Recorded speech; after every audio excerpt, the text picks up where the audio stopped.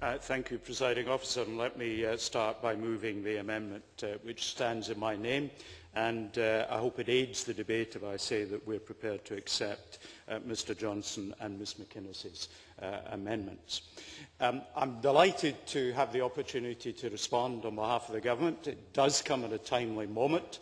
We've had the chance to absorb and reflect on the outcome of the Copenhagen Climate Conference at the end of last year.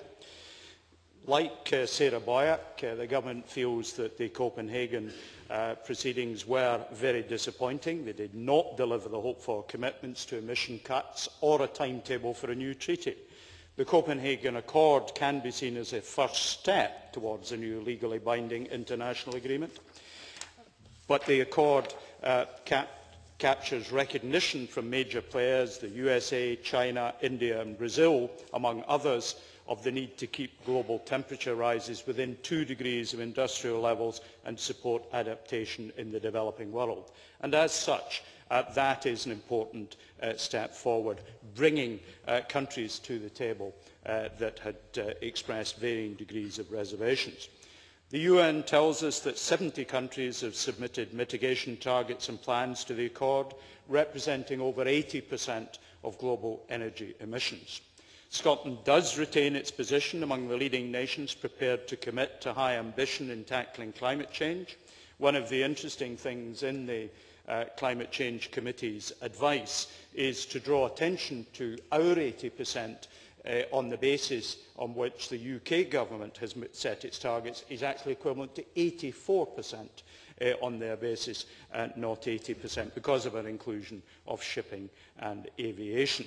We will, of course, continue to work with other nations, other states, other sub-state organisations to influence targets across the world, and we will, of course, work closely with the UK and the EU, two of our most important partners and partners who have influence over the majority of the emissions in Scotland, and my amendment addresses that issue. The UK Government wants to broaden, deepen and strengthen the commitments made at Copenhagen and secure a legally binding framework. Carry forward the EU commitment from 20% to 30%, provided there is high ambition for others. We want to see that converted to an unconditional offer of 30%. We will campaign and engage to try and achieve that. As part of our commitment to being a responsible nation in the world, I announced in Paris earlier this month our intention to plant 100 million trees by 2015 as part of a 1 billion tree commitment by the Climate Group States and Regions Alliance. That is in the context of a commitment by that alliance to plant 1 tree for every person on the planet. We are planting 20 for every person in Scotland. That is the kind of policy change that we are bringing forward. The aims to encourage governments, businesses and communities worldwide on this issue are clear.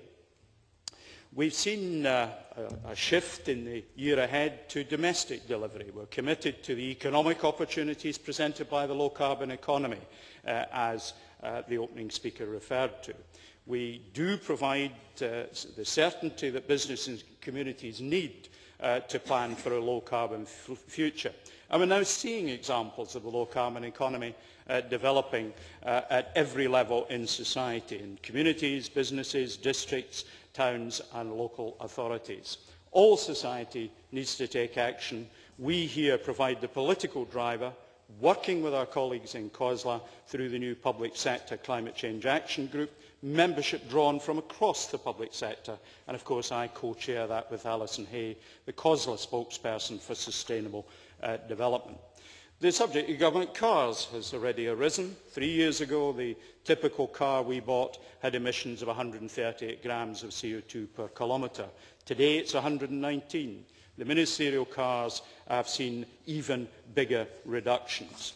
We've set ourselves on a road of showing an example of taking forward the agenda that we need to pursue. The advice that we've had from the UK Climate Change Committee is, of course, a complex but very useful document. It does show that it is possible for us to meet the 42% objective that we've set ourselves, and of course we will continue to work towards that 42%, even in the absence of the European Union stepping up its ambition from 20% to 30%. And I'm sure that will reassure many in the Chamber. On the Council tax policy, I thought I heard Ms Boyack say that she campaigned for what has turned out to be an unambitious target. I think councils are engaged on this issue. You'll remember that we structure things in the way we did to allow us to continue to have access to CERT money. I think that that has been the right approach for us to take. We are making the kind of progress that befits our ambitions as the leading country on climate change.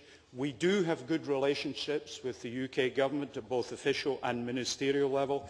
I attended two Environment Councils with Ed Miliband, and we've discussed this subject. We have shared ambition. Scotland has a huge contribution to make to UK ambitions. I'm sure we'll work effectively to ensure that we help the UK deliver its ambitions, while also, of course, ensuring that we in Scotland do the absolute maximum that we can. Presiding Officer.